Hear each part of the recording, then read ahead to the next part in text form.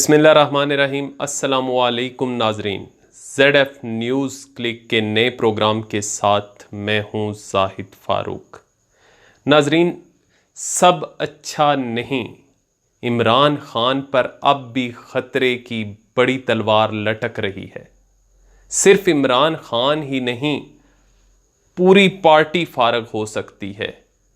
तहरीक इंसाफ ने हाथ पैर मारना शुरू कर दिए। ये सारी कहानी क्या है और वो लोग जो मुसलसल ये कहते आ रहे हैं कि इमरान खान तमाम ख़तरात को अबूर करके आगे निकल चुके हैं, उनकी ये बातें रद्द होती हुई नज़र आती हैं।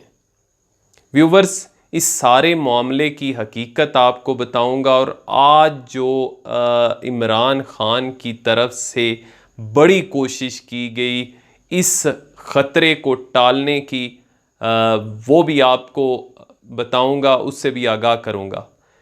लेकिन मज़ीद आगे बढ़ने से पहले मेरी आप लोगों से गुजारिश है कि जिन दोस्तों ने हमारा ये चैनल सब्सक्राइब नहीं किया वो सब्सक्राइब कर लें और बेल का आइकन ज़रूर दबाएं।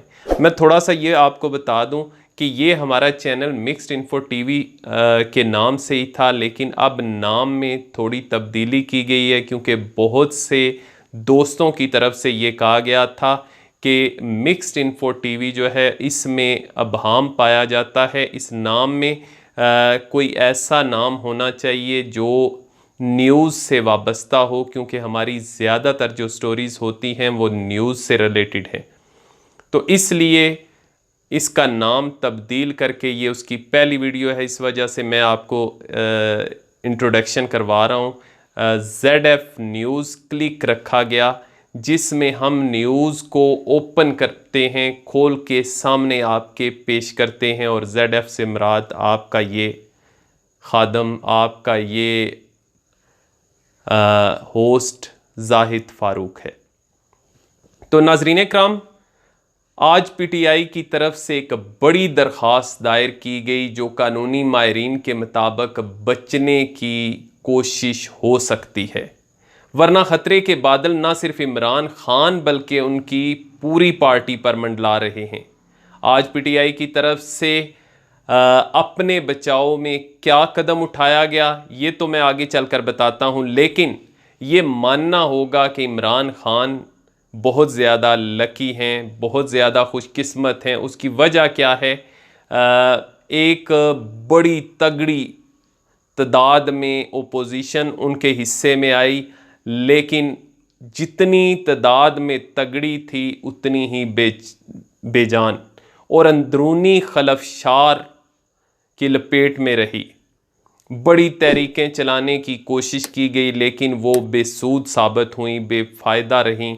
उनका कोई जो नतीजा था वो हासिल नहीं हो सका और ओपोजिशन हुकूमत से लड़ने की बजाय आपस में ही लड़ती रही।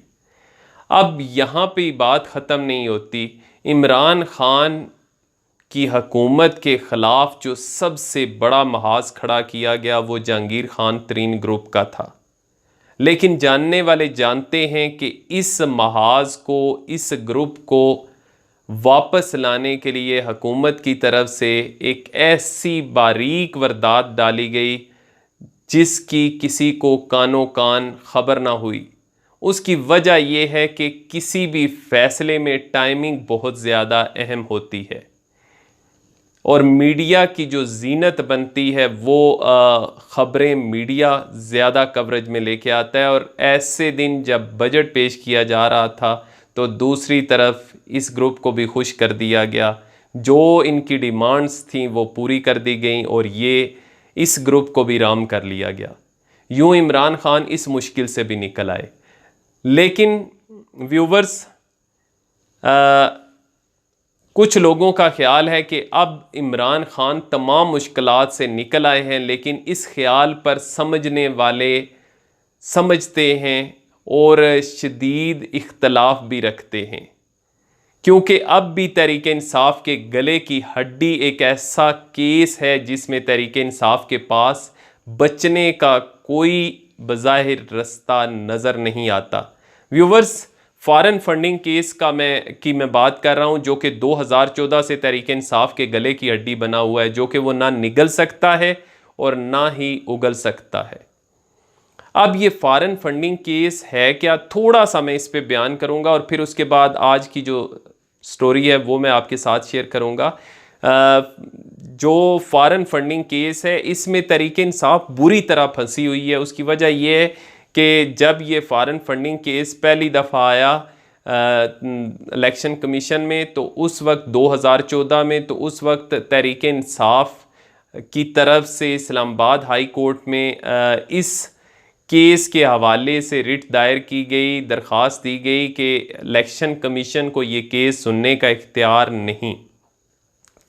जबकि इस्लामाबाद हाई कोर्ट में इसकी मुसलसल इस पर बहस होती रही और ये फ़ैसला आया कि पीटीआई की दरख्वास्त मुस्तरद कर दी गई और इलेक्शन कमीशन को अपना काम जारी रखने का कहा गया।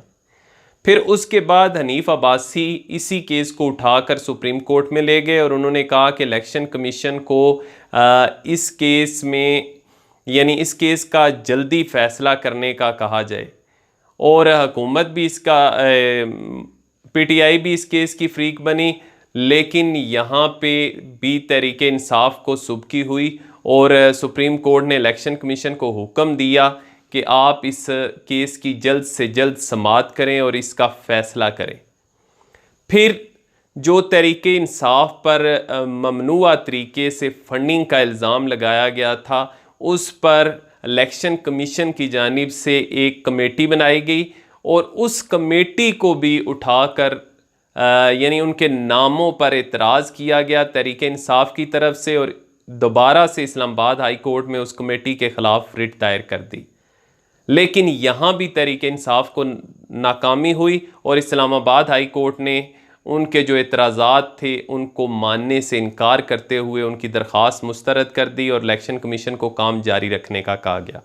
यानी मुसलसल तहरीक इंसाफ को इस केस में शिकस्त होती हुई नज़र आती है अगर हम इसका पूरा जायज़ा लें तो। फिर उसके बाद क्या हुआ व्यूवर्स, वो जो कमेटी थी और इलेक्शन कमीशन की तरफ से तहरीक इंसाफ के जो अकाउंट्स थे उनकी तफसीलात स्टेट बैंक से मांगी गई। स्टेट बैंक की तरफ से तहरीक इंसाफ के 21 अकाउंट्स की इतलात दी गई, जबकि इलेक्शन कमीशन की तरफ से ये कहा गया कि तहरीक इंसाफ ने जो रिकॉर्ड जमा करवाया है उसमें सिर्फ 8 अकाउंट्स की तफसीलात दी गई हैं। अब यहाँ पे भी कॉन्ट्राडिक्शन आ रही है, यानी जो अकबर एस बाबर के इल्ज़ामात हैं वो उसमें कितनी जान है, ये आप अंदाज़ा लगाएं कि बार बार तहरीक इंसाफ की तरफ से इस केस में बचने की कोशिश की गई और हर जगह इस केस को बुनियाद नहीं बनाया गया, बल्कि टेक्निकलिटीज़ जो होती हैं, तकनीकी वजूहात जो होती हैं, उनको बुनियाद बनाया जाता रहा और उससे बचने की कोशिश की जाती रही।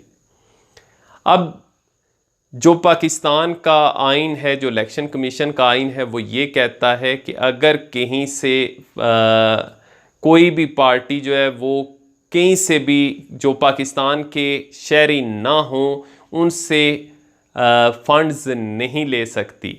जबकि अकबर एस बाबर का इल्ज़ाम है कि पीटीआई की तरफ से बैरूनी ममालिक से ना सिर्फ फंडिंग ली गई बल्कि हुंडी के ज़रिए से उनको पाकिस्तान में मुख्तलिफ़ अकाउंट्स में पाकिस्तान मुंतकिल किया गया और इन अकाउंट्स का भी कोई तहरीक इंसाफ ने हवाला नहीं दिया और ना ही इन पैसों को कहाँ पे इस्तेमाल किया गया इसका कोई हिसाब किताब दिया गया।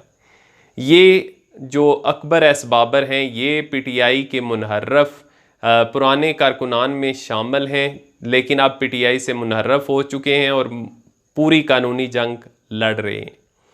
इसी केस को लेकर मुस्लिम लीग नून और तमाम अपोजिशन पार्टीज़ की तरफ से इलेक्शन कमीशन के सामने एहतजाज भी किया गया, जिस पर इलेक्शन कमीशन पर दबाव डाला गया कि वो इमरान खान और उनकी पार्टी के ख़िलाफ़ इस केस को मंतकी अंजाम तक पहुँचाए। व्यूवर्स, तहरीक इंसाफ की तरफ से इस केस में ये मौक़िफ़ अपनाया गया कि इमरान ख़ान की तरफ से हर मुल्क के अंदर अपना एक एजेंट मुकर्रर किया जाता है और वो या किया जाता था, वो एजेंट किस तरीके से किन लोगों से पैसे लेता था, ज़ाहिर है इसके ज़िम्मेदार इमरान ख़ान नहीं हो सकते। लेकिन जो मुख्तलिफ़ एजेंट्स को इंटरव्यूज़ किया गया तो उनका कहना यही था कि जो गाइडलाइन थी पार्टी की उसी के मुताबिक उन्होंने चंदा लिया है और जो पाकिस्तानी निसाब मुख्तलिफ़ शहरी थे उनसे ही चंदा लिया जाता रहा और बैंक्स के ज़रिए से अकाउंट में, पार्टी के अकाउंट में मुंतकिल होता रहा। लेकिन ये जो फ़र्क आ रहा है, जो इलेक्शन कमीशन में अकाउंट की तफसीलात जमा की गई और स्टेट बैंक की तरफ से जो दी गई, ये भी बाज़ कानूनी माहिरीन समझते हैं कि इमरान ख़ान के लिए ख़तरे की घंटी बजा सकता है और इस केस से निकलना इमरान ख़ान और उनकी पार्टी के लिए बहुत मुश्किल है। अब तहरीक इंसाफ का जब वो तमाम हरबे नाकाम हो गए इस केस को रुकवाने के, तो आज फिर, और यही दरख्वास्त पहले भी की जाती रही, आज फिर फर्रुख हबीब की तरफ से इलेक्शन कमीशन के अंदर एक नई दरख्वास्त डाली गई है जिसमें ये कहा गया है कि इलेक्शन कमीशन जिस तरीके से तहरीक इंसाफ के जो फंडिंग के मामलात हैं उनका जायज़ा ले रहा है, इसी तरह मुस्लिम लीग नून और पाकिस्तान पीपल्स पार्टी के जो अकाउंट्स हैं उनकी तफसीलात का जायज़ा लेने की इजाज़त दे ताकि उसी तरीके से उनका भी जायज़ा लिया जा सके।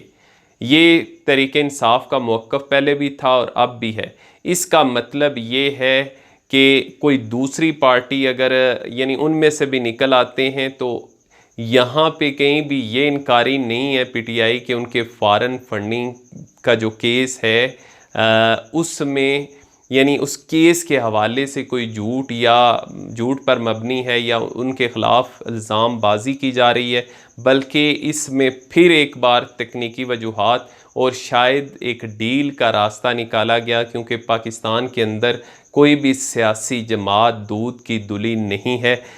यकीनन तमाम सियासी जमातों के इसी तरीके के फ़ॉरेन फंडिंग होती रही है। कोई स्टेट से लेते रहे, कोई ऑर्गेनाइजेशन से लेते रहे, कोई मुख्तलिफ़ फर्मों से लेते रहे, लेकिन फ़ॉरेन फंडिंग ज़रूर हुई है। जो तमाम ये ज़राए हैं जिनका मैंने ज़िक्र किया, ये पाकिस्तानी कानून, इलेक्शन कमीशन के कानून के मुताबिक मुनासिब नहीं है। अब इसका रिज़ल्ट क्या निकल सकता है? अगर इमरान ख़ान और उनकी पार्टी पर फ़ॉरेन फंडिंग केस साबित हो जाता है तो इमरान ख़ान ना सिर्फ नायल होंगे बल्कि उनकी पूरी पार्टी फ़ारग हो जाएगी, बैन हो सकती है, ख़त्म हो सकती है। ये तमाम एलिगेशन है और फर्रुख हबीब इस दरख्वास्त को लेके गए ताकि इसमें कोई दरमियानी रास्ता निकाला जा सके। व्यूवर्स, अब ये इमरान ख़ान के गले की जो हड्डी बना हुआ है, ये कब वो उगल पाते हैं या निगल पाते हैं, वक्त ही साबित करेगा। लेकिन पाकिस्तानी सियासत में इस तरह के फ़ैसले करने वाली कुछ और क़ुव्वतें भी होती हैं। क्या इमरान ख़ान उन्हें आंखें दिखाएंगे? और अगर दिखाएंगे तो इस केस से कैसे जान छुड़ाएंगे? व्यूवर्स, अब तक के लिए इतना ही। जिन दोस्तों ने अभी तक हमारा चैनल सब्सक्राइब नहीं किया, सब्सक्राइब करें, बेल का आइकन ज़रूर दबाएं। मुझे इजाज़त दीजिए। अल्लाह हाफ़िज़।